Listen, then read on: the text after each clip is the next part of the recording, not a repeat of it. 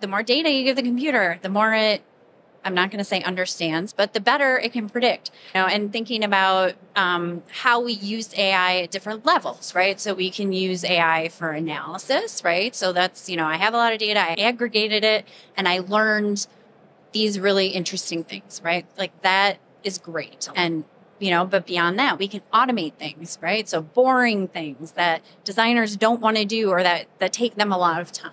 And then beyond that, like you were talking about before, augmentation. So like that's the ultimate goal, right? Like we want to make the computer better, but we also want to make the human better, right? So like peanut butter and chocolate, right? All of those things sort of build on each other. And I think, Andrew did a good job of sort of setting it up that way. And we don't want to take the humanity out of what we're doing as well. Like, absolutely. You see a lot of the buzz in the news right now where somebody goes, oh, we're going to, AI music and everything else. It's like, no, like we want to automate the things people don't want to do. So I can go sit on a beach and play music instead of, doing some middle drawing, takeoffs for 19 years or whatever it happens to be. And, AI, it's a how, not a what. So we talk about it like, I want to do AI. Like, okay, but what do you want? What problem are you solving, right? And AI, honestly, is not always the answer. It's not always the best way to solve a problem. And so, it's a really important tool in a modern software engineering toolbox. But, you need to use it when it's right and when it's appropriate. And I think, obviously people want to use it because it's cool and fun.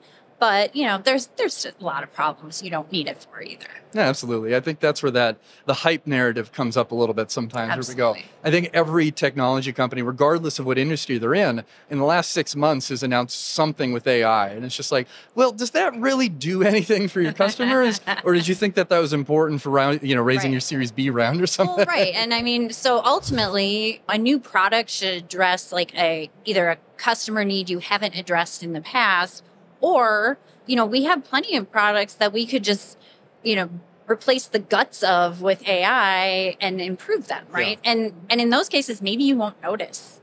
And maybe that's good that you don't notice, right? Because it's working. Yeah, sometimes that's okay if it's in the background. It's just amplifying the workflows that you have. But I think that leads into my next question, actually. Can you talk a little bit about the real risks that might come from introducing AI technology and how the teams that are developing the tools are really making sure that they're protecting our friends working in AEC? First of all, data, right? So like you said, garbage in, garbage out, making sure that you have the right data to train the right use cases. So important. There are a lot of things we're learning about different kinds of data, right? We don't have all the answers.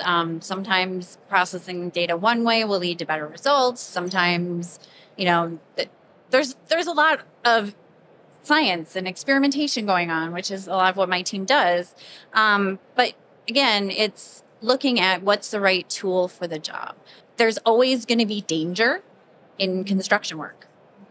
What we're aiming for is to make it safer and using AI in ways that will make it safer. So like augmentation, maybe like seeing things or patterns or trends that people are not seeing. Like what are the strengths of using AI for something and then, using it correctly? And I think not taking the human out of the loop is really important for things that are dangerous.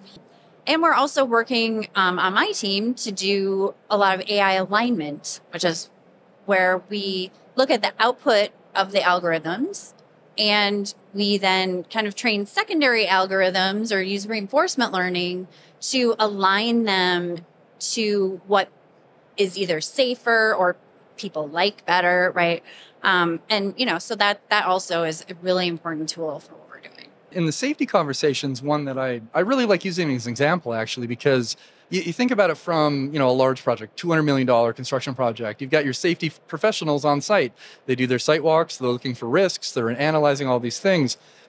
Technology can analyze these risks at a scale that a person can't do. Yeah. And so if you're doing different types of scanning, photography, the technology can look for fall hazards or scaffolding issues.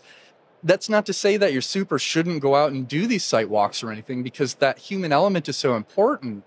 But what it means is you're just getting so much more opportunity to check and see if everything is safe. And at a level that just a human just can't do. Right. It's just not possible. It's processing more information for you. Yeah. Right. So it's augmenting. Yep. You. And anybody on a construction site knows the first thing you think about and the last thing you think about is going to be safety. So, Absolutely. anything we can do to improve that is going to be great.